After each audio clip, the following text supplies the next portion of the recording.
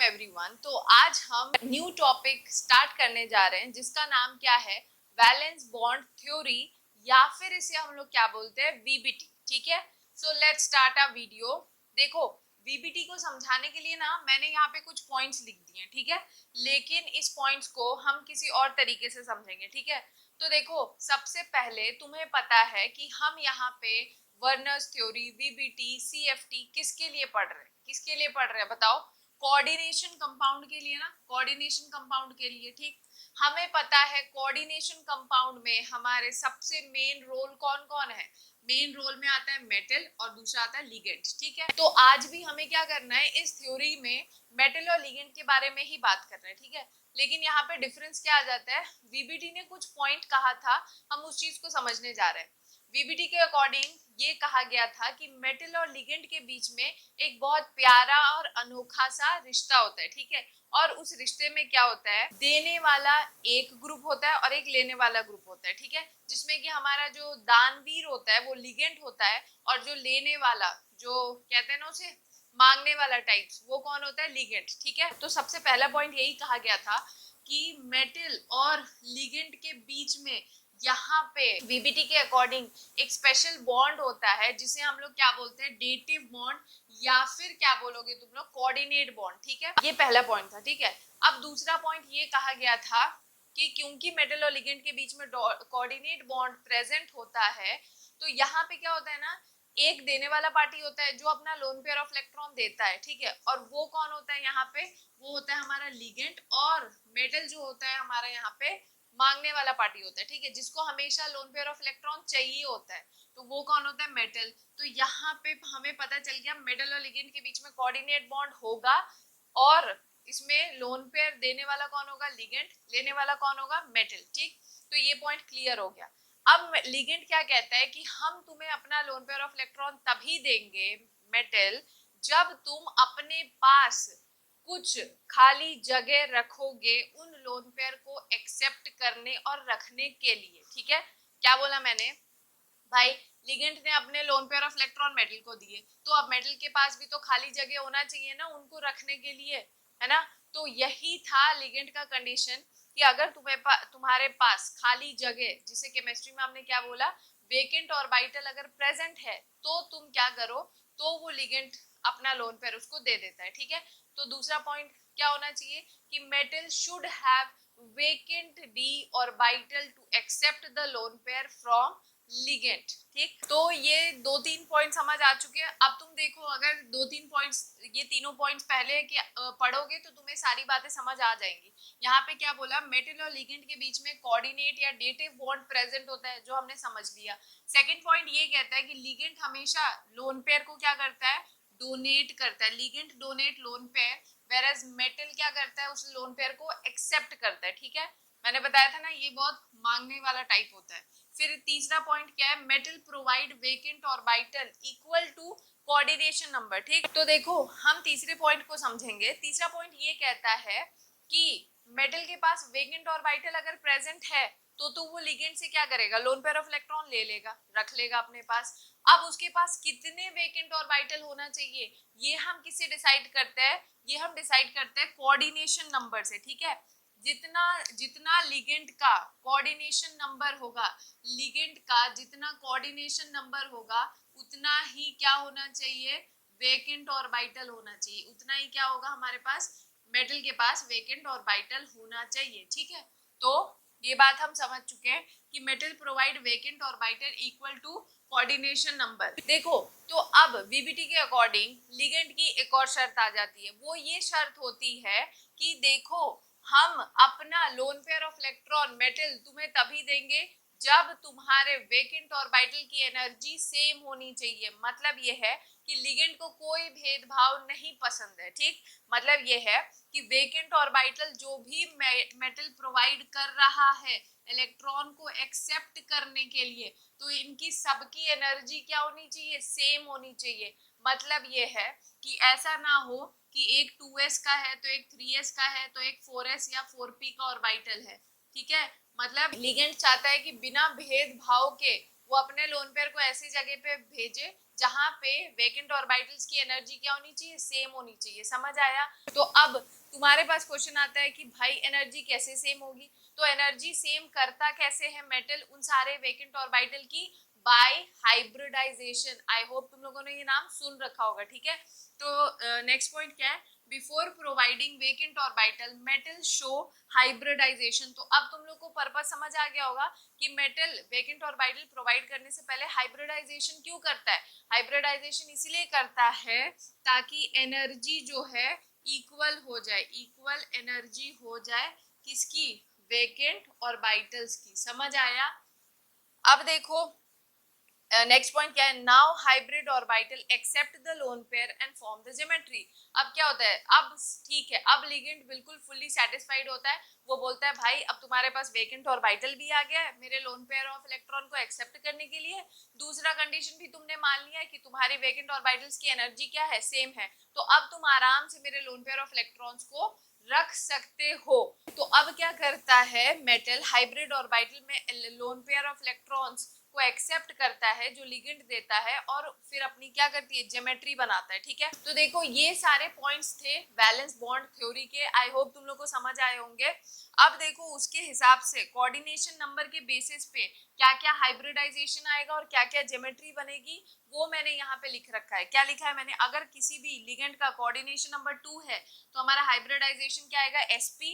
और उसकी geometry geometry क्या बनेगी? लीनियर। ये सब तुम लोगों ने केमिकल बॉन्डिंग में पढ़ रखा होगा, ठीक है। फिर अगर कोऑर्डिनेशन नंबर 3 है तो हाइब्रिडाइजेशन बनता है sp2 और ज्योमेट्री होती है ट्राइगोनल प्लेनर, ठीक।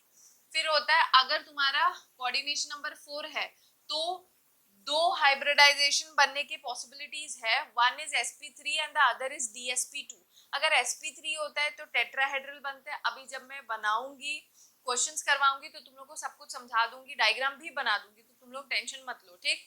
फिर दूसरा होता है dsp2। अगर dsp2 होगा तो स्क्वायर प्लेनर बनेगा, ठीक। और ये जो dsp2 में d ऑर्बिटल इन्वॉल्व होता है वो कौन सा होता है? dx2y2, ठीक। हम तुम्हें पता है ना डी ऑर्बिटल्स में बेटा 5 ऑर्बिटल्स होते हैं, d x y, d y z, d z x, d x square, y square और डी जेड स्क्वायर। तो अब तुम्हें याद रखना है कि DsP2 में कौन सा डी ऑर्बिटल इन्वॉल्व है? D x square, y square. अगर 5 होगा कोऑर्डिनेशन नंबर तो sp3d होता है ट्राइगोनल बाइपिरामिडल। अगर dsp3 है और अगर डी जेड स्क्वायर इन्वॉल्व हो रहा है तो ट्राइगोनल बाइपिरामिडल बनेगा ज्योमेट्री। और अगर d x square y square involve हो रहा है इसी में DsP3 में, अगर डी जेड स्क्वायर इन्वॉल्व होता है तो ट्राइगोनल बाइपिरामिडल बनता है। और अगर डी का कौन सा ऑर्बिट इन्वॉल्व होगा? D x square y square, तो क्या बनता है? स्क्वायर पिरामिडल, ठीक है। तो 6 कोऑर्डिनेशन नंबर होगा तो sp3d2 बनेगा ऑक्टाहेड्रल। दोनों में ही नाम सेम रहता है ऑक्टाहेड्रल बस। और यहाँ पे जो ऑर्बिटल इन्वॉल्व होते हैं डी के वो भी सेम रहता है। वो कौन से? D x square y square z square, ठीक है। तो आई होप तुम लोगों को वीबीटी के सारे पॉइंट समझ आ गए होंगे। और तुम लोगों को देखो बेटा ये सारे पॉइंट्स भी याद रखने हैं और तुम्हें ये हाइब्रिडाइजेशन कब कौन से कोऑर्डिनेशन नंबर पे कौन सी हाइब्रिडाइजेशन और कौन सा ज्योमेट्री बनेगा ये तुम लोग को याद रखना जरूरी है, ठीक है। यहाँ पे क्योंकि टाइम वेस्ट ना हो इसलिए मैंने ये सब चीजें पहले से लिख दी है, लेकिन तुम लोगों को मेमोराइज करना बहुत बहुत बहुत ही जरूरी है, ठीक है। तो एक काम करो तुम लोग पहले से कॉपी कर लो। हम अब क्वेश्चंस को सॉल्व करना स्टार्ट करेंगे। और मैं एक और बात बता दूं, यहाँ पे अभी वीबीटी के सारे पॉइंट्स कंप्लीट नहीं हुए हैं, ठीक है। कुछ पॉइंट्स है जो मैं अभी क्वेश्चंस कराऊंगी तब मैं तुम लोग के लिए बता दूंगी, ठीक है। तो अब हम क्या करेंगे, ये क्वेश्चन नंबर फर्स्ट और क्वेश्चन नंबर सेकंड को सॉल्व करेंगे, ठीक है। तो देखो पहले तो तुम लोग का काम है सुनना, आराम से ये दो क्वेश्चन सुन लो, समझ लो। और उसके बाद एक क्वेश्चन मैं तुम लोग को प्रैक्टिस के लिए दूंगी, वो तुम लोग कर लेना भाई, ठीक है। क्योंकि तुम लोग स्कूल में पढ़ते नहीं, कोचिंग में पढ़ते नहीं, वीडियो देख के भी तुम लोग पढ़ते नहीं, तो क्या फायदा बेटा।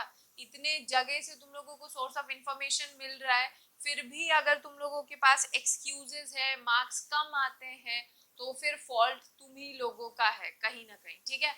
तो देखो हम इस वाले क्वेश्चन को देखेंगे। सबसे पहले ना जब भी तुम्हें यहाँ पे क्वेश्चन आए तो तुमसे क्वेश्चन में पूछा क्या जाता है, यहाँ पे तुम्हें क्या करेंगे, क्वेश्चन दे देंगे और तुमसे बोल दिया जाएगा तुम इसका बताओ हाइब्रिडाइजेशन क्या होगा, इसकी ज्योमेट्री क्या होगी, इसका मैग्नेटिक मोमेंट क्या होगा, फिर ये डायामैग्नेटिक है, पैरामैग्नेटिक है, नेचर पूछेंगे। ये सारे क्वेश्चन इससे पूछे जाते हैं और इससे क्वेश्चन आता ही आता है, चाहे वो 12th हो चाहे वो नीट हो, समझे। तो देखो यहाँ पे तुम्हारा सबसे पहला काम क्या बनता है, तुम पहले देखो इसमें सेंट्रल मेटल क्या है। सेंट्रल मेटल यहाँ पे क्या है हमारा, यहाँ पे ये है सेंट्रल मेटल। मैं बिल्कुल बेसिक से बता रही हूँ ताकि तुम में से किसी को कोई डाउट ना रहे, ठीक। फिर ये क्या है हमारा लिगेंड, ठीक। अब देखो यहाँ पे तुम्हें क्या करना होगा ना, जो भी सेंट्रल मेटल है उसका इलेक्ट्रॉनिक कॉन्फ़िगरेशन लिखो। उसके लिए पहले तुम्हें क्या लिखना पड़ेगा, एटॉमिक नंबर, ठीक। तो सबसे पहले क्या किया आपने, निकल लिखो। अब अगर तुम्हें एटॉमिक नंबर पता है तो बढ़िया है, नहीं तो फिर तुम यहीं पे फंस जाओगे। तो निकल का एटॉमिक नंबर कितना होता है, 28। तुम लोगों को मैंने कॉन्फ़िगरेशन लिखने का बहुत अच्छा तरीका बता दिया है, वो डीएनएफ ब्लॉक का शायद पहला वीडियो है इंट्रोडक्शन, वो देख लो तो तुम्हें उसमें बहुत आराम से और अच्छे से समझ आ जाएगा कैसे किसी भी बड़े से बड़े नंबर का हम इलेक्ट्रॉनिक कॉन्फ़िगरेशन लिख सकते हैं, ठीक है। तो यहाँ पे आर्गन 18 हो गया, फिर क्या आएगा 4s2 3d, बताओ कितना आएगा 18 19 20 3d 8 आ जाएगा, ठीक है। तो यहाँ पे क्या होता है ना, अगर तुमने ये लिख लिया, अब तुम्हें दूसरा स्टेप क्या करना है, तुम्हें यहाँ पे दूसरा ये काम करना है कि सबसे पहले, अब तुमने निकल का कॉन्फ़िगरेशन लिखा। अब तुम देखो निकल के ऊपर ऑक्सीडेशन स्टेट कितना है, निकल का ऑक्सीडेशन स्टेट कितना निकल के आएगा बताओ,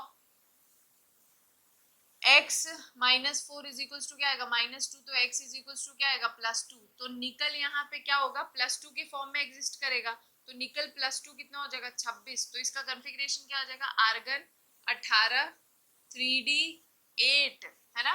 क्योंकि जो दो इलेक्ट्रॉन्स निकलेंगे ना बेटा वो 4s से ही निकलेंगे, हमें पता है 4s 0 हो जाएगा, ठीक। तो ये हो गया हमारा निकल +2 का कॉन्फ़िगरेशन, और हमें लेना देना इसी से है, निकल +2 से, ठीक। अब देखो क्या करना है तुम्हें यहाँ पे, अब क्या करो, इसे बना लो 3d 8, ये हो गया हमारा 3d, फिर क्या होगा हमारा 4s, और फिर एक और आगे बना दो 4p, ठीक। हमने यहाँ पे ये चीज बना दी। अब देखो तुमने क्या पढ़ा था, वीबीटी का थ्योरी क्या कहता है कि मेटल और लिगेंड के बीच में कोऑर्डिनेट बॉन्ड होता है, जिसमें लिगेंड हमेशा लोन पेयर को देता है, और वो कितना लोन पेयर देगा या कितना कोऑर्डिनेट बॉन्ड बनेगा ये किससे डिसाइड करते हैं हम, ये उसके कोऑर्डिनेशन नंबर से डिसाइड होता है। तो यहाँ पे कोऑर्डिनेशन नंबर कितना है 4, तो इसका मतलब कितने वेकेंट ऑर्बिटल हमें चाहिए, हमें 4 वेकेंट ऑर्बिटल चाहिए, ठीक है। तो 4 वेकेंट ऑर्बिटल यहाँ पे निकल को खाली रखने पड़ेंगे ताकि वो क्या करे, क्लोरीन से इलेक्ट्रॉन को एक्सेप्ट करे, ठीक। तो हम यहाँ पे देखते हैं, हमें दिख रहा है कि 4s तो हमारा खाली है, आगे हमने अपनी सुविधा के लिए 4p भी बना लिया। अब अगर हम 3d बनाए तो 3d में कितने इलेक्ट्रॉन्स है, 8, 3 4 5 6 7 8, ये हमने बना दिया, ठीक है। तो हम अगर देखें तो यहाँ पे 3d में तो क्या है, इलेक्ट्रॉन्स प्रेजेंट है ना, और ये कैसे इलेक्ट्रॉन्स प्रेजेंट है, अनपेयर्ड इलेक्ट्रॉन्स, ठीक है। तो और हमें दिख रहा है कि 4s और 4p हमारा क्या है, खाली है, ठीक है। तो देखो क्या होगा यहाँ पे, क्या होगा, ये जो दो अनपेयर्ड इलेक्ट्रॉन है, अनपेयर्ड इलेक्ट्रॉन वो एज इट इज ही रहेंगे, एज इट इज रहेंगे। क्यों, क्योंकि यहाँ पे जो लिगेंड है, यहाँ पे जो लिगेंड है उसका नेचर कैसा है, वो एक वीक फील्ड लिगेंड है, और वीक फील्ड लिगेंड कभी भी पेयरिंग नहीं करवाता है, ठीक है। तो यहाँ पे क्या होगा, कोई पेयरिंग नहीं होगी, ये इलेक्ट्रॉन्स आपस में पेयर्ड नहीं होंगे, ये एज इट इज ही रहेगा। 3d में 8 इलेक्ट्रॉन्स तुम्हें इसी तरीके से रखना है, ठीक है। अब क्या बोला था लिगेंड ने कि हम अपना लोन पेयर तभी देंगे जब तुम्हारे पास वेकेंट ऑर्बिटल खाली तो हो, लेकिन उनकी एनर्जी क्या होनी चाहिए, सेम होनी चाहिए। तो क्योंकि 4s और 4p की एनर्जी क्या हो, एनर्जी में डिफरेंस होता है, तो ये क्या करेंगे आपस में, ये चारों एटॉमिक ऑर्बिटल इंटरमिक्स या हाइब्रिडाइज कर जाएंगे to form 4 hybrid orbital of equal energy, समझ आया। तो अब इनमें इंटरमिक्सिंग हो जाएगी, या फिर कह लो क्या हो रही है, हाइब्रिडाइजेशन हो जाएगा, और अब ये 4 हाइब्रिड ऑर्बिटल बना देंगे जिनकी एनर्जी क्या होगी, सेम होगी, ठीक है। तो अगर मैं तुमसे अभी यहाँ पे पूछूं कि ये 4 हाइब्रिड ऑर्बिटल कैसे बना है, तो क्या बताओगे, by the combination of 1 4s and 3 4p के ऑर्बिटल्स जब कंबाइन किए तो यहाँ पे ये 4 हाइब्रिड ऑर्बिटल्स बने हैं ना, मतलब ये कैसे बना होगा, एक s और 3 p से, तो इसका हाइब्रिडाइजेशन यहाँ पे क्या हो जाएगा, sp3, ठीक है। तो जब हाइब्रिडाइजेशन sp3 होता है तो ज्योमेट्री मैंने लिखवाई थी ना तुम लोगों को, क्या होगी, टेट्राहेड्रल, ठीक है। तो यहाँ पे ज्योमेट्री क्या हो जाएगी, टेट्राहेड्रल। अब क्योंकि इक्वल एनर्जी की हाइब्रिड ऑर्बिटल प्रेजेंट है तो आराम से क्लोरीन क्या करेगा, अपना लोन पेयर ऑफ इलेक्ट्रॉन इस निकल के वेकेंट ऑर्बिटल को दे देगा, ठीक है। तो यहाँ पे क्या हो जाएगा, Cl minus Cl minus Cl minus और ये Cl माइनस, इनने अपना इलेक्ट्रॉन इसको दे दिया और इसके साथ क्या करता है, बॉन्ड का फॉर्मेशन कर लेता है। तो तुम्हें इसी तरीके के क्वेश्चन आएंगे, ठीक है। अब यहाँ तक तो तुमने कर लिया, तुमसे मैंने क्या बोला था, यहाँ पे क्या पूछा जाएगा कि ये पैरामैग्नेटिक है कि डायमैग्नेटिक है। तो क्योंकि यहाँ पे अनपेयर्ड इलेक्ट्रॉन प्रेजेंट है तो क्या बोलोगे, ये पैरामैग्नेटिक है, ठीक है। तो ये क्या हो जाएगा, ये पैरामैग्नेटिक है, ठीक है। फिर बोला जाएगा तुमसे, यहाँ पे क्वेश्चन पूछा जाता है इसका मैग्नेटिक मोमेंट कितना होता है। तो मैग्नेटिक मोमेंट को हम निकालते हैं किससे, है √n n+2 से, ठीक है। जहाँ पे n हमारा क्या होता है, नंबर ऑफ अनपेयर्ड इलेक्ट्रॉन, ठीक। और हमें यहाँ पे दिख रहा है कि नंबर ऑफ अनपेयर्ड इलेक्ट्रॉन यहाँ पे कितना है, 2। तो आई होप सॉल्व कर लोगे ना, क्या हो जाएगा, 2 + 2 4, 4 2 8, तो √8 बोहर मैग्नेटॉन, ये आएगी इसकी वैल्यू, ठीक है। यही सब क्वेश्चन है जो पूछे जाते हैं, मैंने तुम लोग को समझा दिए। अच्छा, टेट्राहेड्रल है तो इसका डायग्राम कैसा होगा, तो इसका डायग्राम कुछ ऐसा होगा, निकल ऐसे सेंटर में रहेगा, क्लोरीन, ये 3 क्लोरीन ऐसे प्रेजेंट है और एक क्लोरीन पीछे की तरफ प्रेजेंट होता है, ठीक है। तो ये हो गया हमारा टेट्राहेड्रल स्ट्रक्चर, ठीक। तो ये सारे क्वेश्चन आते हैं, आई होप तुम लोगों को समझ आए होंगे। मुझे पता है तुम लोगों को समझ आ जाएगा, वीडियो अच्छा लगेगा तो भी तुम लोग सब्सक्राइब तो करोगे नहीं, ना ही शेयर करोगे, ठीक है। तो अब हम दूसरे क्वेश्चन में आते हैं। देखो दूसरा क्वेश्चन और पहला क्वेश्चन बिल्कुल सेम है, बस यहाँ पे फर्क क्या पड़ गया है, यहाँ पे लिगेंड चेंज हो गया, ठीक है। यहाँ पे जो क्लोरीन है, क्लोरीन कैसा लिगेंड होता है, it is a weak field ligand, ठीक है। और जो यहाँ पे साइनाइड है ना, Cn-, ये कैसा होता है, it is a strong field ligand. तो लिगेंड बदलने से ना बहुत कुछ क्वेश्चन में फर्क पड़ जाता है। वीक फील्ड लिगेंड मैंने बताया था यहाँ पे कोई पेयरिंग नहीं कराता है, लेकिन स्ट्रॉन्ग फील्ड लिगेंड क्या करता है, पेयरिंग करवा देता है।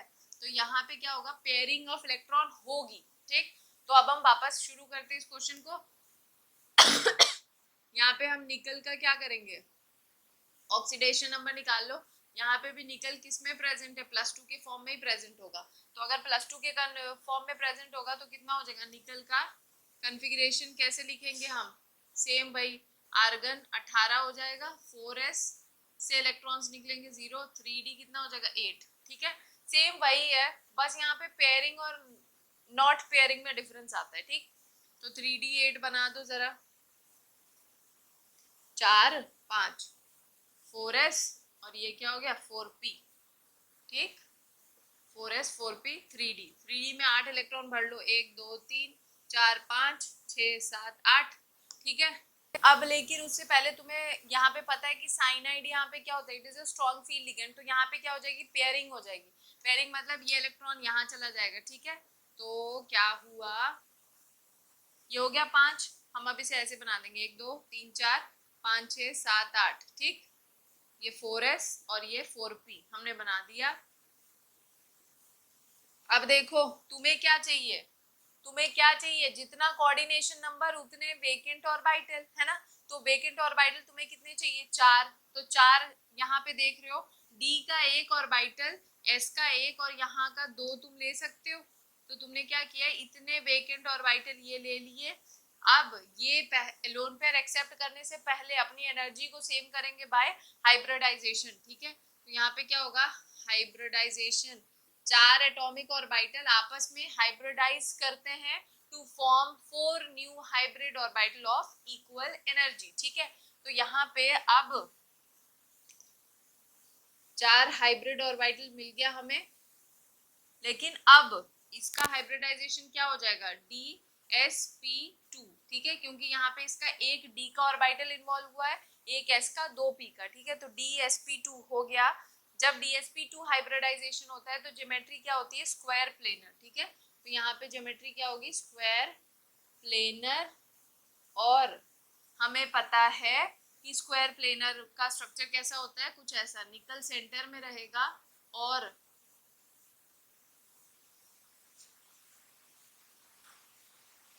Cn अपने लोन पेयर ऑफ इलेक्ट्रॉन इसको डोनेट करेंगे, ठीक है।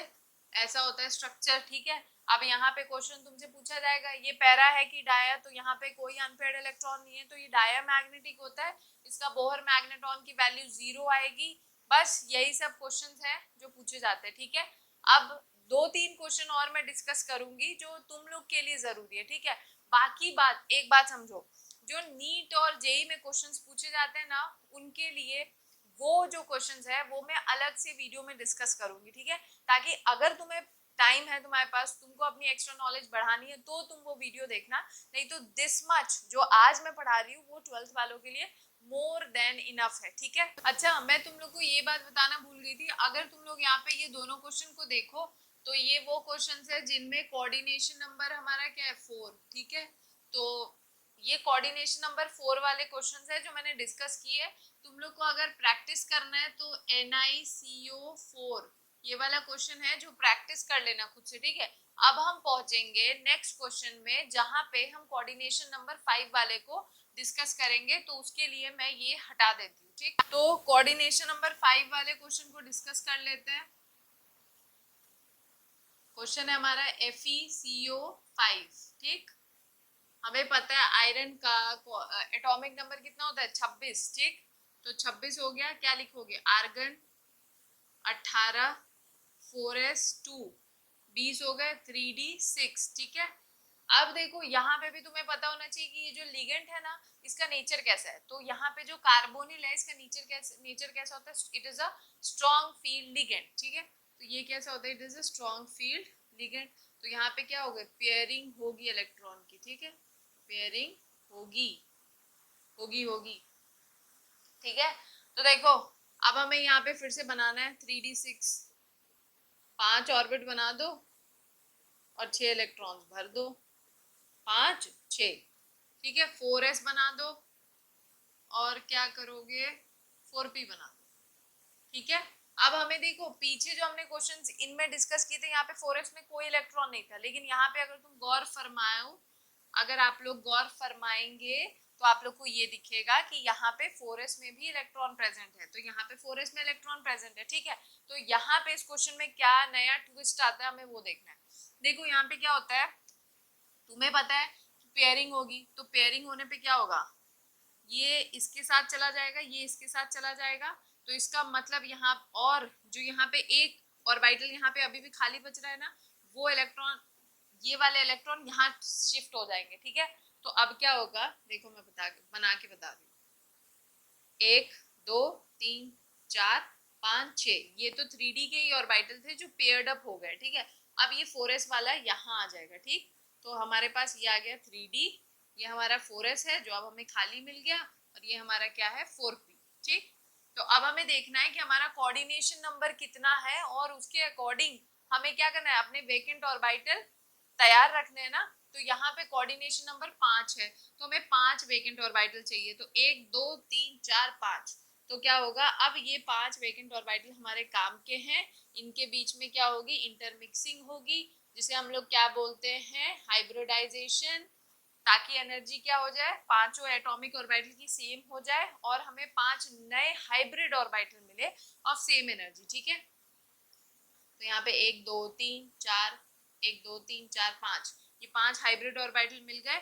इसको हम लोग क्या बोलेंगे, DsP3। तो हमारा हाइब्रिडाइजेशन क्या आ गया, DsP3। अब बताओ जब हाइब्रिडाइजेशन DsP3 आता है तो ज्योमेट्री क्या होती है, बोलो भैया। सिर्फ वीडियो नहीं देखना है, एटलीस्ट कुछ पूछा जाए तो बोला करो। हम यहाँ पे कैमरे से नहीं बात कर रहे, हम तुम लोगों से बात करते हैं, ठीक है। तो कुछ पूछा जाए तो बोला करो। जब हाइब्रिडाइजेशन DsP3 होगा तो ज्योमेट्री क्या होती है, ट्राइगोनल बाई पिरामिडल, ठीक है। क्या होती है, ट्राइगोनल बाई पिरामिडल।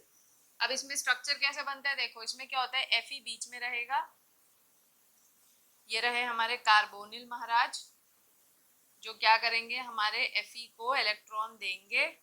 ये रहे कार्बोनिल, एक ऊपर एक नीचे, ठीक है। ये तीन जो होते हैं कार्बोनिल, ये सेम प्लेन में होते हैं, एक ऊपर होता है एक नीचे होता है, ठीक है। ये हो गया हमारा ट्राइगोनल बाई पिरामिडल। अब तुमसे यहाँ पे वही सेम रिपीटेड क्वेश्चन पूछेंगे, बताओ इट इज डायमैग्नेटिक की पैरामैग्नेटिक। तो ये क्या हो जाएगा हमारा, ये डायमैग्नेटिक है, इसका मैग्नेटिक मोमेंट 0 आएगा। बाकी बात, अच्छा अगर इन्हीं क्वेश्चंस में तुमसे ये पूछ लिया जाए कि इन क्वेश्चंस में प्राइमरी वैलेंसी सेकेंडरी वैलेंसी कितनी होगी, तो आई होप तुम लोग बता लोगे ना। इतना तो बता सकते हो भाई कि प्राइमरी वैलेंसी कितनी होगी, जितना ऑक्सीडेशन नंबर होगा मेटल के ऊपर, और सेकेंडरी वैलेंसी कितनी होगी, जितना उसका कोऑर्डिनेशन नंबर होगा, ठीक है। तो ये था ये वाला क्वेश्चन। अब हम एक नेक्स्ट क्वेश्चन को डिस्कस करेंगे, ठीक है। तो देखो, अब हम कोऑर्डिनेशन नंबर 6 वाले को डिस्कस करेंगे, ठीक है। और यहाँ पे अब तुम लोगों को जो मैंने स्टार्टिंग में बताया था कि वीबीटी के कुछ पॉइंट्स है जो मैंने अभी नहीं डिस्कस किए, वो पॉइंट्स मैं यहाँ पे 2 क्वेश्चंस में डिस्कस कर दूंगी, ठीक है। तो ध्यान दो, आराम से बिल्कुल फोकस बना के रखो, ठीक है, यही पे ध्यान दो। कोऑर्डिनेशन नंबर 6 के लिए सबसे पहला क्वेश्चन हम डिस्कस करेंगे FeCN6-4, ठीक है। तो अब हम ये वाला क्वेश्चन सॉल्व करने के लिए सबसे पहले देखेंगे इसका नेचर कैसा है। It is a strong field ligand, ठीक। अब हमारा नेक्स्ट काम क्या था, हम इसका Fe का ऑक्सीडेशन स्टेट निकाले। तो अगर हम इसका ऑक्सीडेशन स्टेट निकालेंगे तो Fe कितना आ जाएगा, जिसका निकालना है उसको x मान लो, x minus 6 is equal to -4, तो x इज इक्वल टू कितना आ जाएगा, +2, ठीक। तो Fe का एटॉमिक नंबर कितना होता है, 26। तो इसे कैसे लिखोगे, आर्गन 18, 3d 4s, 4s में 2, 18, 19, 20, फिर कितना हो जाएगा 3d 6। अब क्योंकि हमें Fe+2 निकालना है, तो Fe+2 में क्या होगा, 2 इलेक्ट्रॉन्स कम करने हैं, हमें पता है हम कहाँ से कम करेंगे। कहाँ से कम करोगे बताओ, बोलो बैल बच्चों, यहाँ 4s से कम होगा, ठीक है। तो 3d6 के इलेक्ट्रॉन ऐसे ही रहेंगे, 4s 0 हो जाएगा, ठीक। तो अब हमारा काम क्या बनता है, हम फिर से खाली खाली वो डब्बे बनाएंगे, 1 2 3 4, 1 2 3 4 5, ये हो गया 3d, फिर क्या होगा 4s, फिर क्या आएगा हमारा 4p, ठीक। 4p बना दिया हमने। एक एडवांस में आगे लेके चला करो, ठीक है। यूज होता है तो वेल एंड गुड, नहीं यूज हुआ तो कोई बात नहीं। देखो, अब हमें डी में 6 भरने, 1 2 3 4 5 6, ठीक। तो हमने भर दिए। अब जब हम यहाँ तक पहुंच जाते हैं तो हमारा काम क्या बनता है, हम लिगेंड को देखिए भैया, लिगेंड हमारा कैसा है, स्ट्रॉन्ग फील्ड लिगेंड। तो पेयरिंग कराएगा, तो पेयरिंग कराएगा तो क्या होगा, ये इसके साथ पेयर्ड हो जाएगा, ये इसके साथ पेयर्ड हो जाएगा, ठीक। तो हमारा कहानी क्या बन के आता है, 1 2 3 4 5 6, है ना। यहाँ पे 2 डी के ऑर्बिटल्स खाली हो गए, 1 एस के और 3 पी के, ठीक। अब हम देखेंगे हमें कितना खाली वेकेंट ऑर्बिटल चाहिए था, कितना चाहिए, 6। तो 2 3 4 5 6, हमें यहाँ पे दिख रहा है कि हमारे पास 6 वेकेंट ऑर्बिटल हमें मिल रहे हैं, कहाँ से, 2 डी से, 1 एस से, 3 पी से, ठीक है। तो अब ये आपस में क्या करते हैं, हाइब्रिडाइज करते हैं। बार बार बताने की जरूरत नहीं होनी चाहिए। तो यहाँ पे ये हाइब्रिडाइज करके क्या बनाएंगे, 1 2 3 4 5 6, 6 नया हाइब्रिड ऑर्बिटल बनाए, जिसको हम क्या बोलेंगे, D2sp3, D2sp3 बोलेंगे, ठीक है। और अगर इसका हाइब्रिडाइजेशन ये है तो इसकी ज्योमेट्री क्या होती है, ऑक्टाहेड्रल, ठीक है। अब तुम लोग को यहाँ पे नई बात क्या जानने को मिली, यहाँ पे तुम लोग को नई बात ये जानने को मिली है कि अगर तुम यहाँ पे गौर करो, रुको रुको, अभी नई बात मैं एक और क्वेश्चन करा देती हूँ, फिर मैं बताती हूँ, ठीक है। तो ऑक्टाहेड्रल ज्योमेट्री होगी, यहाँ पे नंबर ऑफ अनपेयर्ड इलेक्ट्रॉन कितना है, 0, तो इसका मैग्नेटिक मोमेंट कितना होगा, 0, ठीक है। तो ये सब बातें हैं जो तुम्हें पता होनी चाहिए, मैंने बता दी। अब एक और क्वेश्चन देख लो इसी का, Fe(F6-4), ठीक है। इस क्वेश्चन को सॉल्व करो। ये सब कुछ तो सेम ही रहेगा ना, यहाँ तक तो भाई सेम रहेगा। Fe यहाँ पे भी कितना आएगा, +2 के ही फॉर्म में एग्जिस्ट करेगा, इसका भी कॉन्फ़िगरेशन यही आएगा, 3d6 4s 0। यहाँ पे डिफरेंस क्या आ रहा है, जब तुम इसे बनाओगे तो क्या बनाओगे, ये 3d बना लिया, 4 5, 4s बना लो एक, और 4p बना लो, ठीक है, 3 बना लिया तुमने। रुको, हमें छोटे छोटे बनाने पड़ेंगे यहाँ पे। क्या करो, 3d बना लो एज इट इज, इसी वाले की तरह, 4s फिर 4p बना लो, ठीक है। 3D में कितने थे? 6। सब कुछ तो यहाँ तक सेम ही चलेगा भाई, तो 1 2 3 4 5 6, ठीक है। अब हमने क्या किया, 4s में हमारा कोई इलेक्ट्रॉन नहीं है, 4p में भी कोई इलेक्ट्रॉन नहीं है, ठीक। तो यहाँ तक तो सब कुछ सेम आएगा। अब तुम्हें क्या दिख रहा है कि fluorine is a weak field ligand. ये कैसा होता है? वीक फील्ड लिगेंड होता है, ठीक है। हैलोजेंस जितने भी होते हैं वो वीक फील्ड लिगेंड होते हैं, तो वो पेयरिंग नहीं कराएंगे। तो पेयरिंग नहीं कराएंगे इसका मतलब अब यहाँ पे इस वाले क्वेश्चन में पर्टिकुलरली डी के 3D के तो वेकेंट ऑर्बिटल खाली नहीं है, ठीक। तो ये हमें दिख गया, लेकिन हमें कितने चाहिए? 6 वेकेंट ऑर्बिटल तो भैया चाहिए ही चाहिए। अब वो तुम्हारी दिक्कत है, तुम कैसे निकालोगे। तो हम क्या करेंगे, 4s हमारे पास है, 4p है, इन दोनों को मिला के हमारे पास 4 वेकेंट ऑर्बिटल हो रहे हैं। हमें और 2 की आवश्यकता है, तो वो आवश्यकता आप कैसे पूरी करेंगे? आप क्या करो, 4d का ऑर्बिटल बना लो जरा बेटा। ये हमने बना लिया 4d, ठीक है। तो अब हम क्या करेंगे, क्योंकि इसमें अनपेयर्ड इलेक्ट्रॉन प्रेजेंट है, ये हमारे किसी काम का नहीं है, तो हम इससे कोई मतलब नहीं रखेंगे। हम आगे को देखेंगे, आगे के वेकेंट ऑर्बिटल को देखेंगे। तो हमारे पास यहाँ पे अब 4s 4p और 4d का 2 ऑर्बिटल इनके साथ क्या करेगा, आपस में हाइब्रिडाइज करेगा, आपस में हाइब्रिडाइज करता है और 6 नए सेट ऑफ हाइब्रिड ऑर्बिटल बनाएगा, ठीक है। 3 4 5 6, 1 2 3 4 5 6, 6 new set of hybrid orbital बना है, जिसका हाइब्रिडाइजेशन क्या होगा बताओ? sp3d2। इसे हम लोग क्या बोलेंगे? sp3d2, ठीक है। तो अगर अब तुम इन दोनों क्वेश्चन में गौर करो तो ये इसका हाइब्रिडाइजेशन क्या है? d2sp3। इसका हाइब्रिडाइजेशन क्या है? sp3d2, ठीक है। तो अब हमें पॉइंट बताती हूँ तुम्हें।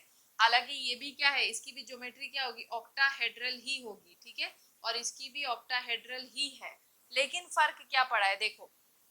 अगर तुम ध्यान दो तो क्योंकि यहाँ पे स्ट्रॉन्ग फील्ड लिगेंड है, तो यहाँ पे पेयरिंग होने के वजह से तुम्हें 3D के ऑर्बिटल्स खाली मिल रहे थे, इसी वजह से तुमने 4D के ऑर्बिटल्स इन्वॉल्व नहीं किए, ठीक है। लेकिन यहाँ पे पेयरिंग ना होने की वजह से तुम्हें 3D के ऑर्बिटल्स यूज में नहीं आ रहे थे और तुमने क्या यूज किया? 4D के ऑर्बिटल यूज किए, ठीक है। तो देखो यहाँ पे अगर मैं ये लिखूं कि ये जो कॉम्प्लेक्स है ना, इसे हम लोग क्या बोलते हैं? इसे हम लोग बोलते हैं इनर, लिख रही हूं मैं यहाँ पे देखना। ये जो कॉम्प्लेक्स बना है ना, इसे हम लोग बोलते हैं इनर ऑर्बिटल कॉम्प्लेक्स। अब इनर ऑर्बिटल कॉम्प्लेक्स क्या होता है? जब n-1d के ऑर्बिटल्स यूज्ड होते हैं क्या? हाइब्रिडाइजेशन में टू प्रोवाइड वेकेंट ऑर्बिटल, उस कॉम्प्लेक्स को हम लोग क्या बोलते हैं? Inner orbital complex. When n-1d orbital is used to provide vacant orbital, तो उसी को हम लोग क्या बोलते हैं? Inner orbital complex. तो ये FeCN6-4 को हम लोग क्या बोलते हैं? Inner orbital complex. ये तुम लोगों से और पूछा जाता है कि बताओ ये particular question inner orbital complex है कि आउटर ऑर्बिटल कॉम्प्लेक्स है। तो हम क्योंकि इसमें 3D के वेकेंट ऑर्बिटल्स यूज हो रहे हैं, इसीलिए हम इसे इनर ऑर्बिटल कॉम्प्लेक्स बोलते हैं। और यहाँ पे अगर गौर करो, n-1d का क्या मतलब है?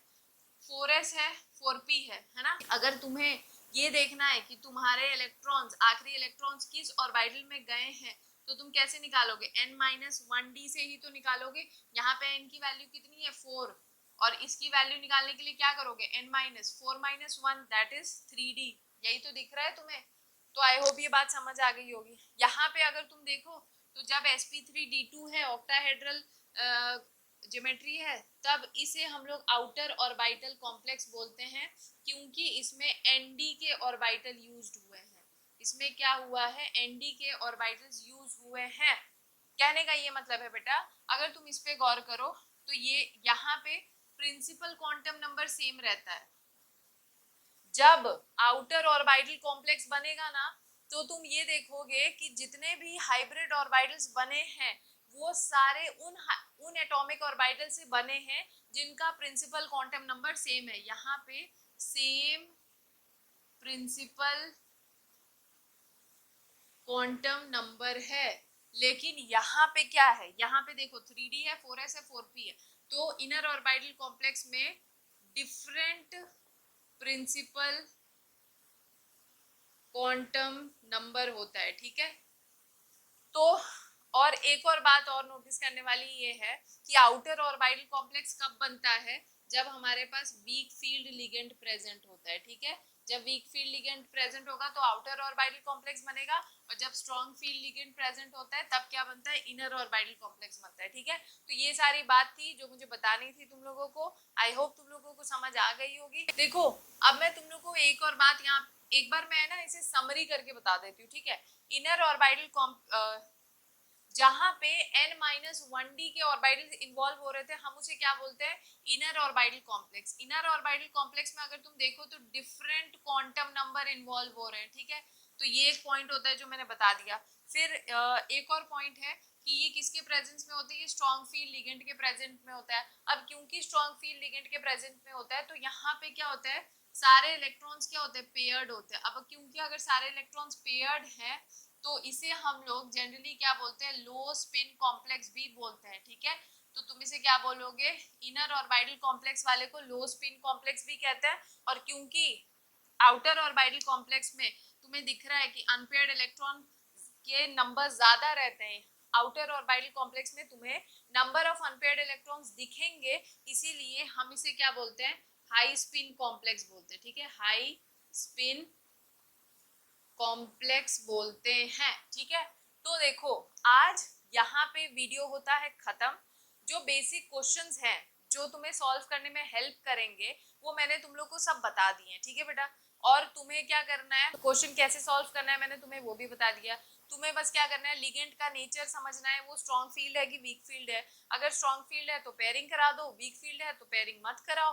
बाकी बात बस उसके बाद उसका हाइब्रिडाइजेशन समझ लो और उसकी ज्योमेट्री बता दो, ठीक है। और तुम्हें वीवीटी के पॉइंट्स पता होने चाहिए। अब जो बचे हुए क्वेश्चंस हैं जो नीट और जेई के लिए जरूरी होते हैं वो मैं अपने अलग से वीडियो में डिस्कस करूंगी, जिसकी मैं एक अलग सीरीज बनाऊंगी, that is power capsules for NEET. और उसी में मैं मतलब ऑल्टरनेट वे में लेके चलूंगी, ठीक है। मतलब अगर मैंने यहाँ पे कोई टॉपिक पढ़ाया वो जितना 12th वालों के लिए सफिशिएंट है वो मैं यहाँ उतना मैं यहाँ पढ़ाऊंगी, जो बचा हुआ पोर्शन है वो मैं क्या करूंगी उस सीरीज में डालूंगी, उस इनका आधा या पार्ट 2 कह लो, ठीक है। ताकि तुम लोग में से जिसको भी अगर पूरा पूरा समझना है, अगर किसी को क्लास 12th पढ़ना है तो वो यहाँ से पढ़ ले, और बचा हुआ अगर उसे नीट और जेई की भी तैयारी करनी है तो वो बस वो प्लेलिस्ट खोले पावर कैप्सूल्स फॉर नीट, उसमें इन सारी वीडियोस का जो पार्ट 2 है वो तुम लोग को मिल जाएगा, ठीक है। अगर वीडियो अच्छी लगे तो क्या करना है, तुम्हें अपने फ्रेंड्स के साथ शेयर कर दो, सब्सक्राइब कर दो। तो फिर मिलते हैं नेक्स्ट वीडियो में। Thank you.